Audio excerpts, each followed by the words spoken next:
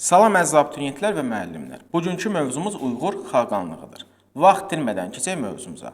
Uyğurlar haqqında bizə ilk məlumat 2-ci əsrdə verilmişdi. Uyğurlar Mərkəzi Asiyada yaşayan türk tayfalarından biri olmuşdular. Göytüklərdən asılı olmuş və digər türk tayfaları ilə birlikdə Çinə qarşı mübarizə aparmışdılar. Çin mənbələrinə görə onlar, yəni Uyğurlar, Göytük xaqanlığı ordusundakı ən mahir oxçular idilər. İndi isə gələk Uyğur xaqanlığının yaradılmasına. Uyğur xaqanlığı Qutluq Bilgəkül tərəfindən yaradılmışdı. Qutluq Bilgəkül 744-cü ildə türk tayfaları olan Karluq və Basmil tayfaları ilə birlikdə 2-ci Göytük xaqanlığına son qoyaraq Uyğur xaqanlığını yaratdı. Və Qutluq Bilgəkül xaqan yaradılmış yeni dövlətin paytaxtını Ordu şəhəri elan etdi.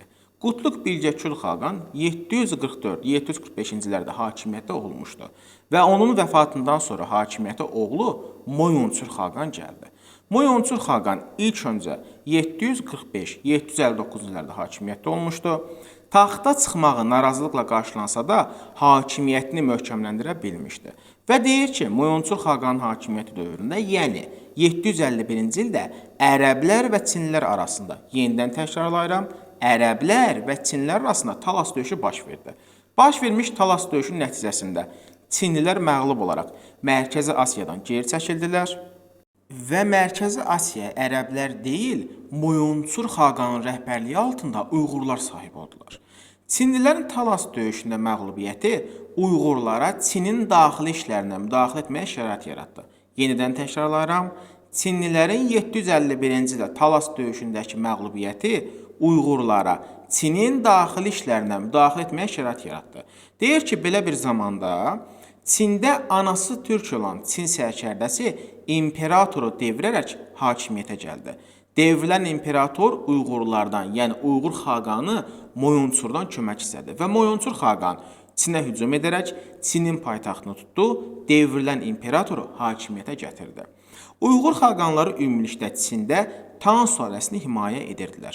Onlar Tan sülaləsini 1. Qiyamçıların çıxışlarından, 2. Tibetlərin hücumundan qoruyurdular.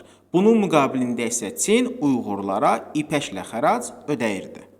Uyğur xaqanlığında Moyunçur xaqandan sonra hakimiyyətə Böc xaqan gəldi. İlk öncə Böc xaqan 759-779-cu illərdə hakimiyyətdə olmuşdu və Böc xaqanın hakimiyyət dövründə bunlar baş verdi. Çin üzərində Uyğurların nüfuzu daha da artdı.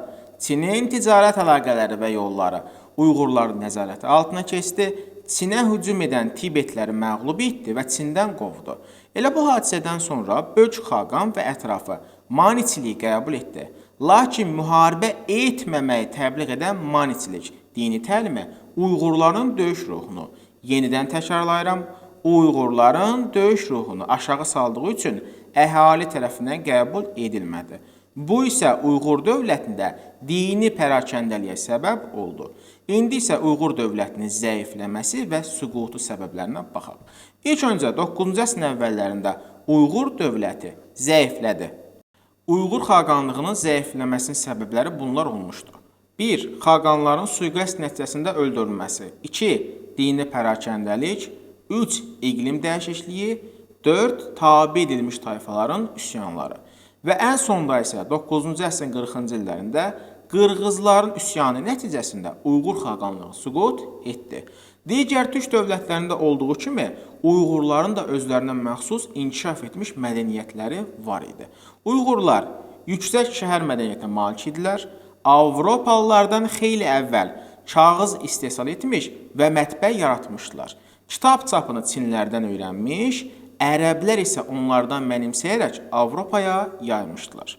Və bu qədər əziz dostlar və müəllimlər. Bugünkü mövzumuz Uyğur xaqanlığı idi və onu da nəzərinizə çatdırım ki, bu mövzu izahı PDF-lər əsasında qurulur və bu PDF-lər tamamilə ödənişsiz şəkildə sizlərlə paylaşılır.